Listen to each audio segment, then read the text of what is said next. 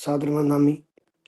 हम सबको धम्म की राह दिखलाने वाले परम श्रद्धेय भंते डॉक्टर करुणाशील राहुल जी को सादर नमामि। भिक्षु संघ को सादर नमामि। सभी साथियों को नमो बुद्धाय, जय भीम। बहुत-बहुत साधुवाद, आभार डॉक्टर योगेश जी। एक बार फिर से आज बीआरसी के माध्यम से आप सबसे बात करने का मौका मिला, अपना वक्तव्य रखने के लिए। तो आज का जो वक्तव्य है, ये बहुत ही एक महीन विषय है। इस तरह से है कि जैसे 2 बिल्कुल अलग व्यक्तित्व हैं, पर्सनैलिटीज़ हैं, जिन्होंने दुनिया को बदलने में बहुत बड़ा काम किया। लोगों के कल्याण के लिए अपना एक फ़लसफ़ा, अपने सिद्धांत पेश किए। ऐसे सिद्धांत खोजे कि जो मनुष्यता के कल्याण के लिए काम आएँ। और ये दोनों में इतना बड़ा अंतराल है, इतना बड़ा फ़ासला है, लगभग 2500 साल का। तो उस पर उन दोनों पर बात करनी और उनके दोनों के सिद्धांतों में बीच की बात को खोज निकालना, यदि ये संभव हो पाया है, तो ये बोधिसत्व बाबा साहब अम्बेडकर की वजह से ही हो पाया है। उनकी ये जो लिखत है, बुद्ध या कार्ल मार्क्स, बहुत ही महत्वपूर्ण ये किताब है। और ये जो बाबा साहब ने बुद्ध और उनका धम्म, विश्व का सर्वाधिक महत्वपूर्ण या सबसे सर्वश्रेष्ठ जो धम्म ग्रंथ है, उसमें अ, उन उस किताब को लिखने में भी इस किताब का बहुत बड़ा योगदान है उनका।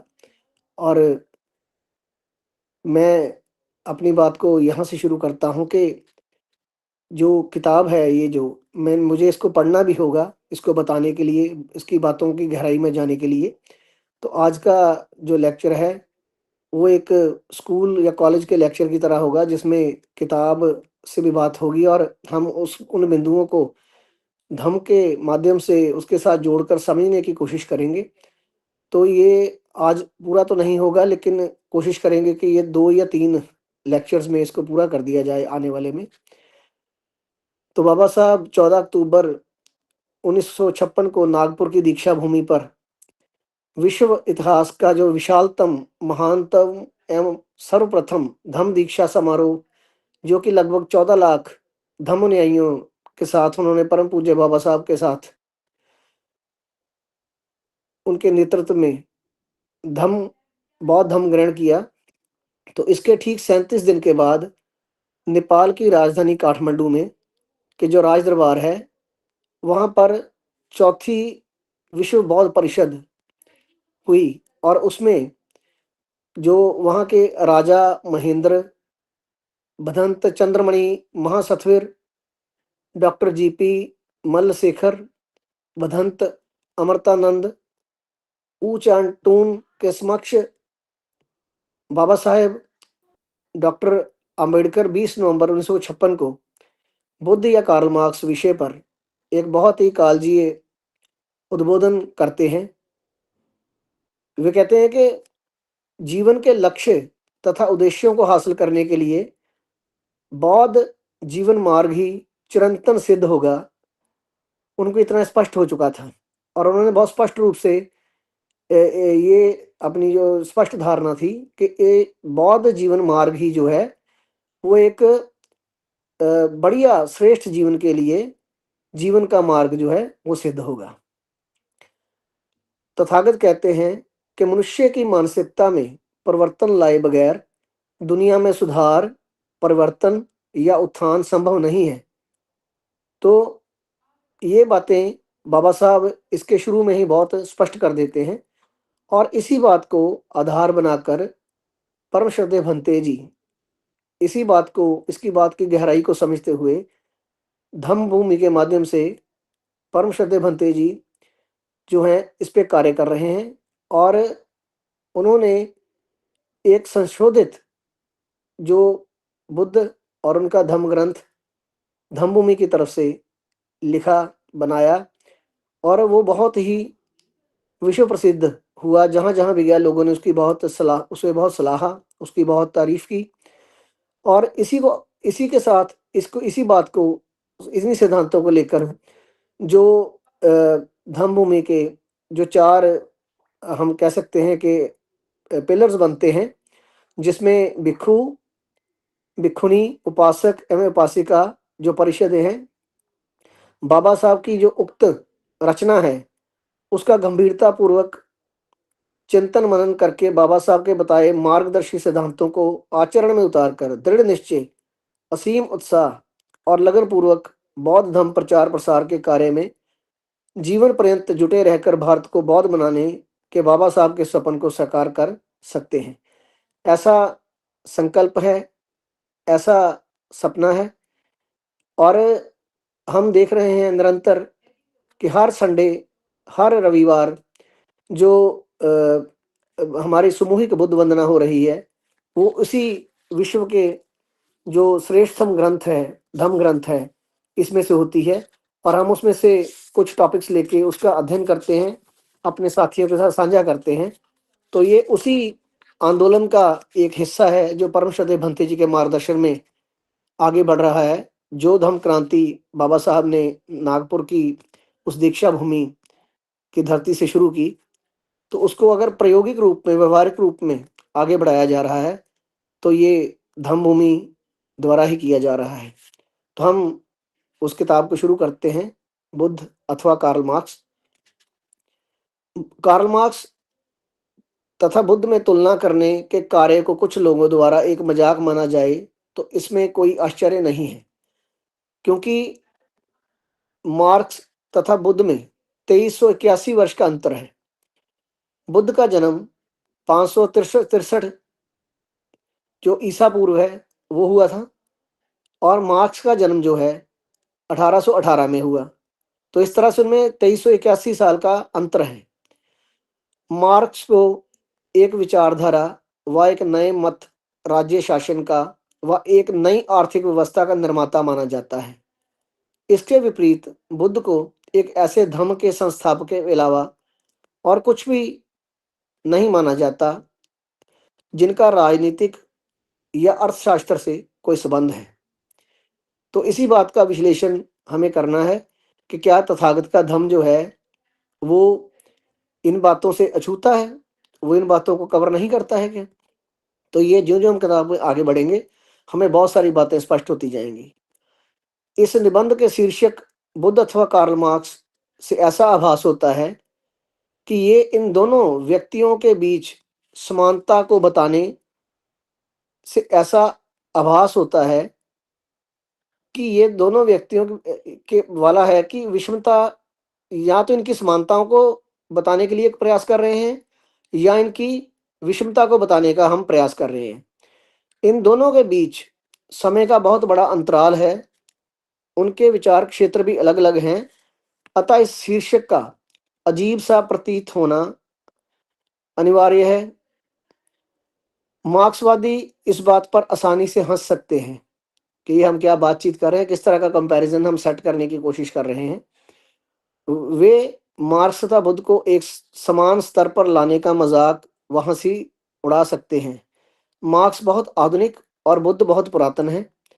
मार्क्सवादी ये कह सकते हैं कि उनके गुण की तुलना में बुद्ध केवल आदिम और अपरिष्कृत ही ठहर सकते हैं। फिर ऐसे दो व्यक्तियों के बीच क्या समानता या तुलना हो सकती है? एक मार्क्सवादी बुद्ध से क्या सीख सकता है? बुद्ध एक मार्क्सवादी को क्या शिक्षा दे सकते हैं? फिर भी इन दोनों के बीच तुलना आकर्षक एवं शिक्षाप्रद है। इन दोनों के अध्ययन तथा इन दोनों की विचारधारा व सिद्धांत में मेरी रुचि भी है। इस कारण इन दोनों के बीच तुलना करने का विचार मेरे मन में आया, ऐसा बाबा साहब कहते हैं। यदि मार्क्सवादी अपने पूर्व ग्रहों को पीछे रखकर बुद्ध का अध्ययन करें और उन बातों को समझे जो उन्होंने कही हैं और जिनके लिए उन्होंने संघर्ष किया है, तो मुझे यकीन है कि उनका दृष्टिकोण बदल जाएगा। ऐसा बाबा साहब का विश्वास है कि उनको अपने जो पूर्व ग्रह हैं उनको पहले त्यागना होगा, अगर उनको बुद्ध को और मार्क्स को एक कॉमन तरीके से समझना है कि बुद्ध भी लगभग वैसा ही कुछ कहते हैं जैसा कि मार्क्स चाहते हैं। वास्तव में उनसे ये आशा नहीं की जा सकती कि बुद्ध की हँसी व मज़ाक उड़ाने का निश्चय करने के बाद वे उनकी प्रार्थना करेंगे। परंतु इतना कहा जा सकता है कि उनको ये महसूस होगा कि बुद्ध की शिक्षाओं में कुछ ऐसी बात है जो ध्यान में रखने के योग्य है और बहुत लाभप्रद है। अब हम बुद्ध का सिद्धांत समझते हैं। तो बुद्ध का नाम सामान्यतः अहिंसा के सिद्धांत के साथ जोड़ा जाता है। अहिंसा को ही उनकी शिक्षाओं व उपदेशों का समस्त सार मान लिया जाता है। उसे ही उनका प्रारंभ व अंत समझा जाता है। बहुत कम व्यक्ति इस बात को जानते हैं कि बुद्ध ने जो उपदेश दिया वे बहुत ही व्यापक हैं, अहिंसा से बहुत बढ़कर हैं। इसलिए ये आवश्यक है कि उनके सिद्धांतों को विचार पूर्वक प्रस्तुत किया जाए। मैंने त्रिपिटक का अध्ययन किया है। इस अध्ययन से मैंने जो समझा है मैं आगे उसका उल्लेख कर रहा हूँ। बाबा साहब इसके बाद कुछ पॉइंट वाइज हमको बातें बताते हैं कि जो बुद्ध का सिद्धांत है वो किन बातों पे खड़ा है और बाबा साहब इसको कैसे देखते हैं। वे कहते हैं कि मुक्त समाज के लिए धर्म आवश्यक है। दूसरे नंबर पे वो कहते हैं सभी धर्म अंगीकार करने के योग्य नहीं होते। तीसरी बात वो कहते हैं कि धर्म का संबंध जीवन की वास्तविकताओं से होना चाहिए, ना कि ईश्वर, आत्मा, स्वर्ग या पृथ्वी के संबंध में सिद्धांतों से तथा अनुमान मात्र निराधार कल्पना से भी नहीं होना चाहिए। ईश्वर को धर्म का केंद्र बनाना अनुचित है।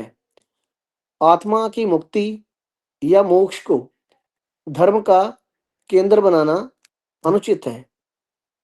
पशु बलि को धर्म का केंद्र बनाना अनुचित है। वास्तविक धर्म का वास मनुष्य के हृदय में होता है, शास्त्रों में नहीं। आठवें नंबर पे वो कहते हैं धर्म के केंद्र मनुष्य तथा नैतिकता होने चाहिए।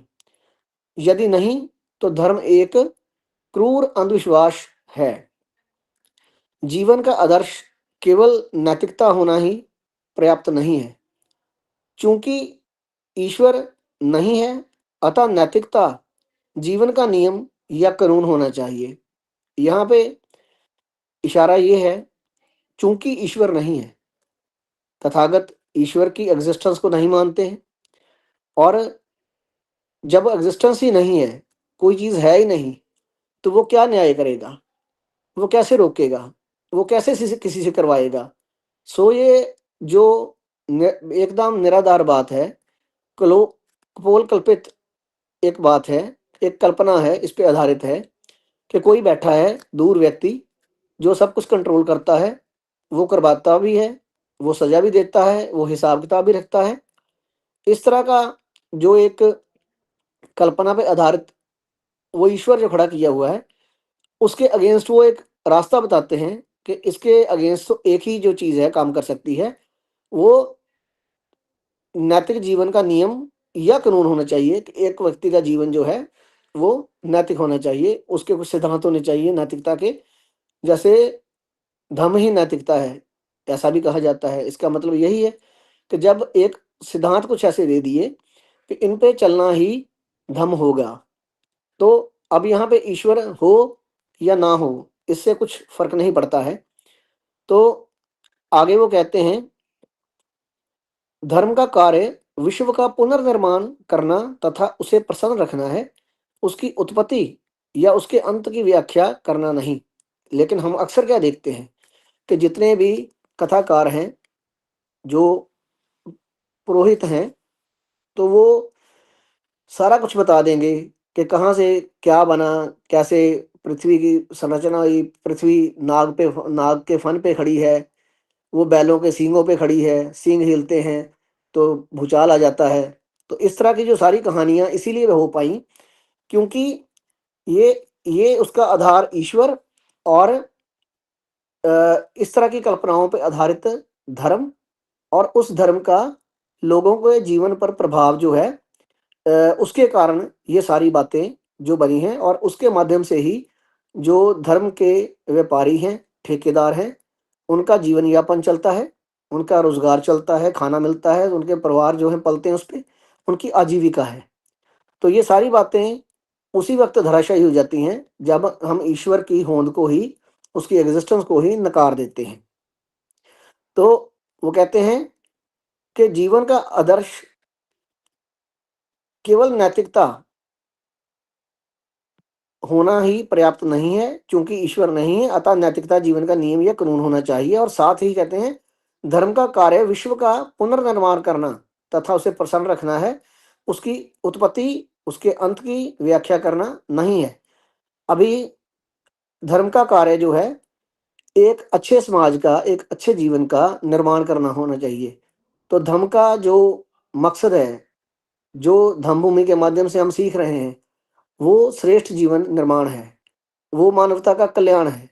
जो व्यक्ति खुद खुश होगा, जो खुद नैतिक होगा, जो खुद खुशी से, आनंद से भरा होगा, वो समाज में भी वही बाँटेगा। और यदि वो भय से, लोभ से ग्रस्त है, जो कि धर्म की पैदाइश है, धर्म जो है लोभ और भय पे टिका हुआ है। हम ये करेंगे तो हमें ये मिलेगा, ये लोभ है। हम ये नहीं करेंगे तो हमें ये सज़ा मिलेगी, ये भय है। हम यहाँ पे ये कर्मकांड करेंगे, हमें स्वर्ग में जाके अप्सराएँ मिलेंगी। तो इस तरह के जो लोभ हैं, ये सारा कुछ जो है, मनुष्य के जो जीवन है, उसको पूरी तरह से डीरेल कर देता है। उसके जो दिशा है, उसकी जो गति है, उसको बिल्कुल बदल देता है। तो ये धम्म जो है, एकदम से जो अपने प्रायोगिक और कैश वाली बात है कि जो हम करते हैं, वही हम भरते हैं, ऐसा धम्म जो है सिखाता है। तो जो यहाँ पे कहा कि उसकी उत्पत्ति या उसके अंत की व्याख्या करना नहीं है। संसार में दुःख स्वार्थों के टकराव के कारण होता है, और इसके समाधान का एकमात्र तरीका अष्टांगिक मार्ग का अनुसरण करने में है। तो यहाँ पे बहुत स्पष्ट करते हैं कि जो अष्टांगिक मार्ग है, ये हमारे दुखों के निवारण का एक परमानेंट हल है, स्थायी तरीका है कि इस पे चलकर, इसका अनुसरण करके, इस पे चल के, इस मार्ग पे हम अपने जीवन के दुखों को काट सकते हैं, खत्म कर सकते हैं, उनका समाधान कर सकते हैं। तो ये भी स्पष्ट करते हैं कि संसार में दुख स्वार्थों के टकराव से होता है। हम इसको आगे और समझेंगे अच्छे से, ये आगे बात और क्लियर हो जाएगी। निजी संपत्ति के स्वामित्व के अधिकार से शक्ति एक वर्ग के हाथ में आ जाती है और दूसरे वर्ग को दुख मिलता है। जैसे आज हम देखते हैं कि देश में कैसे जो निजीकरण है, कि कुछ लोगों के हाथ में सारी की सारी देश की जो संपत्ति है वो आ रही है बहुत तेजी से। अगर आप 2014 से लेके अभी तक की ऑक्सफैम की रिपोर्ट्स देखेंगे, तो आपको पता चलेगा कि जो अ, एक बहुत छोटी गिनती है, जिसके हाथ में लगभग 2014 में जो डाटा था, जहाँ तक मेरा अंदाज़ा है कि देश के 14% लोगों के पास देश की जो 70% से ज़्यादा संपत्ति है, वो उतने लोगों के पास जा चुकी है। इस तरह का कुछ डाटा था। और उसके बाद तो इसमें बेतहाशा वृद्धि हुई है। तो ये एक दुःख का कारण बनता है कि जब एक व्यक्ति बहुत ज़्यादा धन संचय कर लेता है, बहुत ज़्यादा पैसा इकट्ठा कर लेता है, तो दूसरे जो वर्ग है उसमें एक घबराहट पैदा होती है, उसमें दुःख जो है पैदा हो जाता है। समाज के हित के लिए ये अवश्य है कि इस दुःख का निरोध, इस कारण का निरोध करके किया जाए। भाव कि अभी देखिए आप कि जब गवर्नमेंट सेक्टर बहुत ज़्यादा बड़ा था, तो कितने गरीब लोगों को उसमें नौकरियाँ मिली, हमें अधिकार मिले थे, तो उन अधिकारों की वजह से हमें आजीविका का साधन मिला, तो लोगों के जीवन में खुशी आई, तरक्की आई, खुशहाली आई। लेकिन ज्यों-ज्यों वो काम आगे बढ़ा आंदोलन, तो उसी व्यवस्था को प्रमोट करने वाले लोगों ने, सरकारों ने, उसको बिल्कुल पलट दिया और वो जो तंत्र था उसको ख़त्म करना शुरू कर दिया। और किसी न किसी रूप से दुनिया का, WTO का जो नाम लगाकर उसमें जो ज़रूरतमंद लोग, जो निर्धन लोग किसी न किसी रूप से उनका जीवन सुधर रहा था, उसको रोकने के लिए उन्होंने इस तरह का प्रबंध किया कि निजीकरण बहुत बड़े लेवल पे हावी कर दिएगा और धीरे-धीरे जो सरकारी संस्थान थे, उनको तबाह कर दिया या बंद करना शुरू कर दिया। फिर वो कहते हैं कि सभी मानव समान है। धम्म कहता है, बुद्ध की शिक्षाएं कहती हैं कि सभी मानव समान है। अभी इसको आप अच्छे से जानते हैं कि एक व्यवस्था है जो ये कभी नहीं मानती है कि सभी व्यक्ति समान हैं। वो कहते हैं जन्म से ही कोई ऊंच है तो कोई नीच है। मनुष्य का मापदंड उसके गुण होता है, जन्म नहीं। उच्च उच्च आदर्श महत्वपूर्ण होते हैं, ना कि उच्च कुल में जन्म। सबके प्रति मैत्री, सहिष्णुता व भाईचारे का कभी भी परित्याग नहीं करना चाहिए। प्रत्येक व्यक्ति को शिक्षा प्राप्त करने का अधिकार है। मनुष्य को जीवित रहने के लिए शिक्षा की उतनी ही आवश्यकता है जितनी भोजन की। अभी आप अपने ऊपर जितने भी आप पॉइंट्स आपने सुने हैं, जो कि 14 से लेके 18 तक हैं, तो आप इनमें देखिए कि एक तथागत हैं जिनके सिद्धांत कह रहे हैं कि ऐसे ऐसे होना चाहिए कि सभी मानव समान है, उच्च कुल नहीं है कुछ भी ऐसा। मनुष्य गुणों के कारण अच्छा कहलाता है, उसके मापदंड है। फिर आदर्श महत्वपूर्ण है, उच्च कुल नहीं। और सबके प्रति जो मैत्री है, सहिष्णुता है, भाईचारा जो है हमेशा बना के रखना चाहिए। और शिक्षा का अधिकार सभी को होना चाहिए। मनुष्य को जीवित रहने के लिए भोजन के जैसे शिक्षा की भी उतनी जरूरत है। और ये तथागत कह रहे हैं, ये तथागत के सिद्धांत कह रहे हैं। लेकिन ये कब कह रहे हैं? जब उनके बराबर एक व्यवस्था इसके बिल्कुल विपरीत काम कर रही है। और बाबा साहब कहते हैं that history of India is nothing but a constant continuous struggle between history of Brahmanism and Buddhism. कि ये एक परस्पर संघर्ष है इन दो व्यवस्थाओं के बीच में, जो तथागत के समय से चलता आ रहा है। तो ये टकराव जो बुद्धिज्म और ब्राह्मणिज्म के बीच में है, ये उसी समय से, तथागत के समय से चला आ रहा है। तो इसके लिए बाबा साहब की एक बहुत कीमती किताब है, वो भी समझने वाली है, वो पढ़ने वाली है। उसका नाम है प्राचीन भारत में क्रांति व प्रतिक्रांति। ये जो क्रांति है ये बुद्ध की है, और उसके बाद जो प्रतिक्रांति है वो दूसरी व्यवस्था की है कि इस व्यवस्था को कैसे हम नेस्तनाबूद कर दें, खत्म कर दें। तो यही प्रयास उन्होंने किया, और भारत में जिसकी वजह से धर्म लुप्त हुआ। फिर कहते हैं अच्छा, किंतु आचरण विहीन ज्ञान खतरनाक होता है। कोई भी व्यक्ति, कोई भी वस्तु संदेह से परे नहीं होती। कोई भी बंधन सदा के लिए नहीं होता। प्रत्येक वस्तु छानबीन तथा परिश्रम का विषय होती है। कोई वस्तु सुनिश्चित तथा अंतिम नहीं होती। प्रत्येक वस्तु कारण कार्य संबंध के नियम पर आधारित है। अब हम इसे समझ लें। अक्सर लोग कहते हैं कि ईश्वर ने दुनिया बनाई और इस दिन पे बनी। सभी धर्मों में ईश्वर आधार है इस बात का, जो दुनिया के बनने में, कि कैसे बनी, कैसे तबाह होगी, कैसे इसमें चल रहा है, सब कुछ सब वही चला रहा है। तो ये सारी बातें जो हैं, ये एक कारण कार्य संबंध है इनमें, कि कुछ कारण हुआ, कुछ कारण बना, तो फिर वो काम होता है।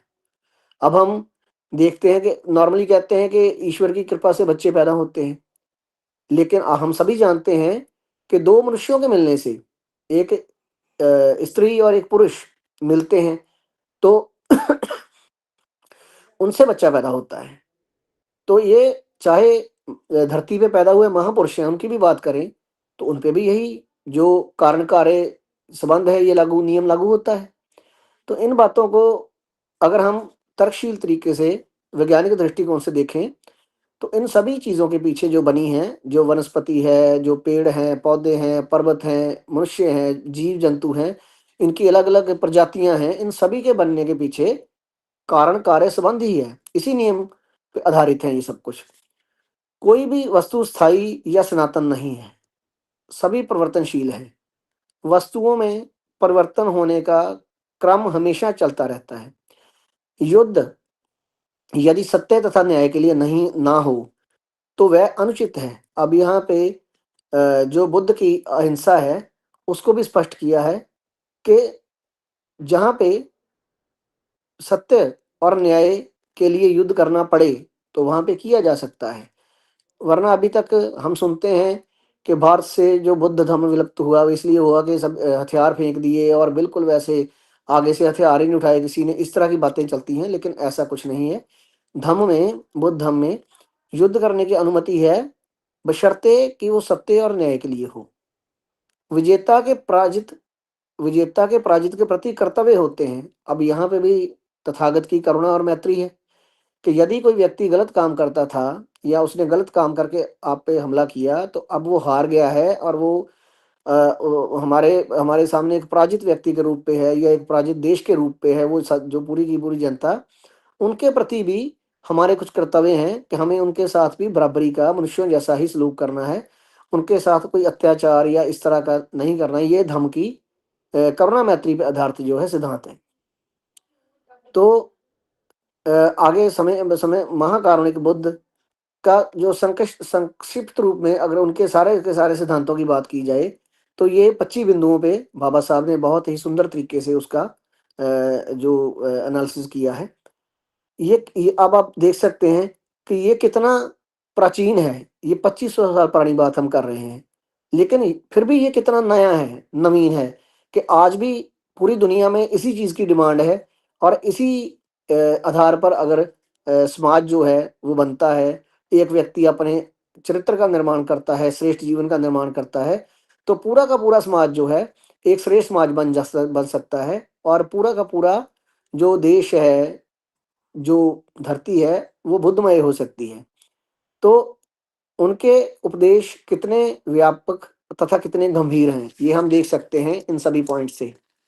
अभी हम कार्ल मार्क्स का जो मौलिक सिद्धांत है उसको समझते हैं कि कार्ल मार्क्स जो हैं वो आप जानते हैं कि जर्मनी में पैदा हुए। तो मैंने बताया था कि वो जैसे 19वीं सदी के एक बहुत बड़े विचारक और प्रवर्तक रहे हैं। तो इसमें संदेह नहीं कि मार्क्स आधुनिक समाजवाद या साम्यवाद का के जनक हैं, परंतु उनकी रुचि केवल समाजवाद के सिद्धांत को प्रतिपादित व प्रस्तुत करने मात्र में नहीं थी। ये कार्य तो उनसे पहले बहुत सारे और भी लोग कर चुके थे। मार्क्स की अधिक रुचि जो थी, वो ये सिद्ध करने में थी कि उनका जो समाजवाद जो है वो वैज्ञानिक है। अभी तथागत की हम बात करते हैं तो तथागत की सारी शिक्षाएं वैज्ञानिक हैं। तो यहाँ पे जो ये साबित करना चाह रहे हैं कि समाजवाद तो उनसे पहले और भी लोगों ने जो है प्रस्तुत किया, सब कुछ किया, उस पर रिसर्च की, लेकिन ये कहना चाहते हैं कि मेरा समाजवाद उनसे भिन्न है और ये वैज्ञानिक है, ये भी उनसे मेल खाता है।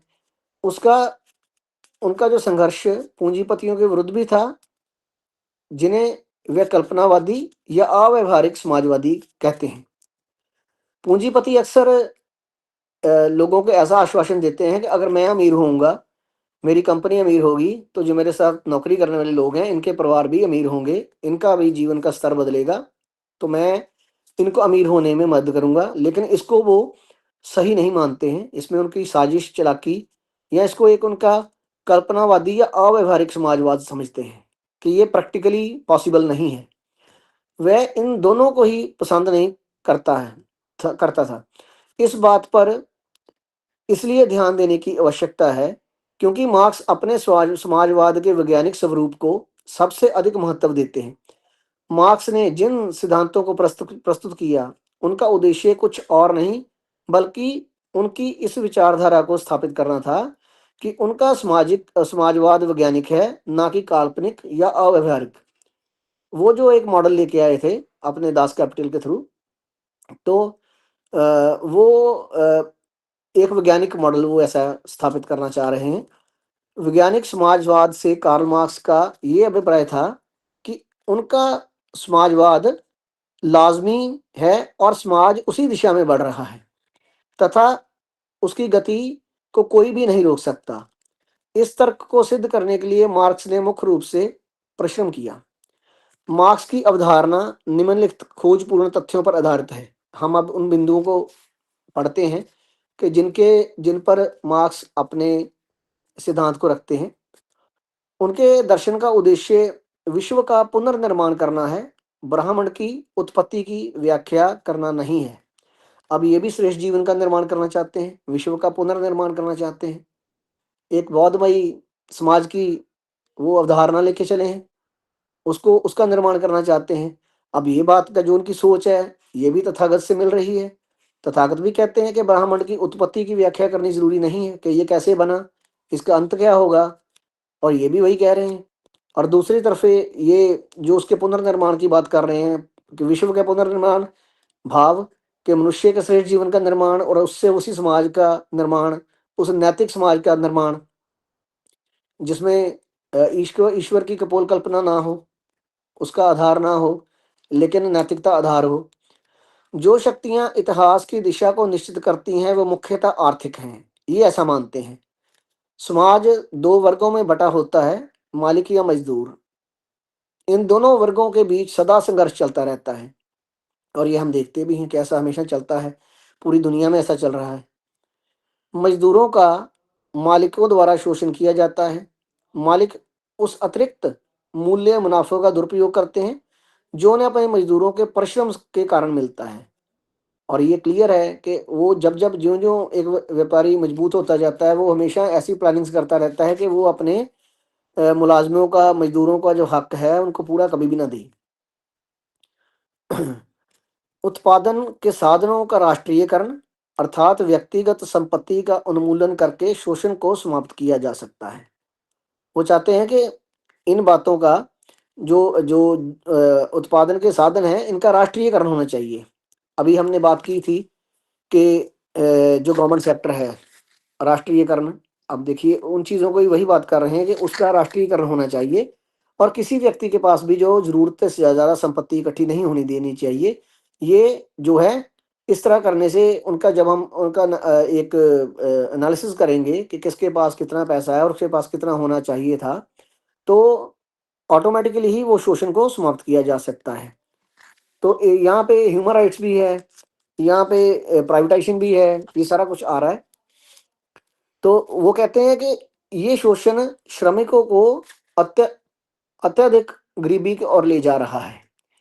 बढ़ती हुई दरिद्रता व निर्बलता के कारण श्रमिकों में क्रांति की भावना उत्पन्न हो रही है, और फिर ये विरोध वर्ग संघर्ष के रूप में बदल रहा है। चूंकि श्रमिकों की संख्या स्वामियों की संख्या से अधिक है, अतः श्रमिकों द्वारा राज्य को थ्याना और उस अपना शासन स्थापित करना स्वाभाविक है। इसे उसने सर्वहारा वर्ग की तानाशाही कहा है। इन तत्वों को रोका नहीं जा सकता, इसलिए समाजवाद अनिवार्य है। मुझे आशा है मैंने इन विचारों का सही उल्लेख किया है जो मार्क्सवादी समाज के मूल आधार हैं। अब बाबा साहब इसके बाद ये जो उनके सिद्धांत बताते हैं, तो उनके कहने का मतलब है कि थोड़े समय बाद ही, उनके जाने के कोई 70 एक साल के बीच में ही, उनके जो सिद्धांत था वो ज़्यादा देर काम नहीं कर पाया, और उसके जो अवशेष बचे उनका वो एनालिसिस करते हैं। तो वो मार्क्सवादी सिद्धांत के अवशेषों पे क्या बोलते हैं। बुद्ध तथा मार्क्स की विचारधाराओं की आपस में तुलना करने से पहले इस बात की ओर ध्यान देना आवश्यक है कि मार्क्सवादी सिद्धांत के मौलिक संग्रह में से कितने बच गए हैं, कितने शेष बचे हैं। इतिहास द्वारा कितनी बातों को असत्य प्रमाणित कर दिया गया है और उनके विरोधियों द्वारा कितना निरर्थक कर दिया गया है। क्योंकि जब भी कोई मूवमेंट शुरू होती है तो उसके अगेंस्ट काउंटर मूवमेंट शुरू हो जाती है। उन्होंने चाहे बहुत ही अच्छी चीज समाजवाद के लिए लाई हो, लेकिन जो दूसरी तरफ काउंटर रेवोल्यूशन खड़े करने के लिए खड़े हुए हैं, जो उस विचारधारा के बिल्कुल विरुद्ध हैं, जो उसको सपोर्ट नहीं करते हैं, तो वो अपना काम तुरंत ही शुरू कर देते हैं। मार्क्सवादी सिद्धांत को 19वीं शताब्दी के मध्य में जिस समय प्रस्तुत किया गया था, उसी समय से इसकी काफी आलोचना होती रही है। इस आलोचना के फलस्वरूप कार्ल मार्क्स द्वारा प्रस्तुत विचारधारा का काफी बड़ा ढांचा ध्वस्त हो चुका है।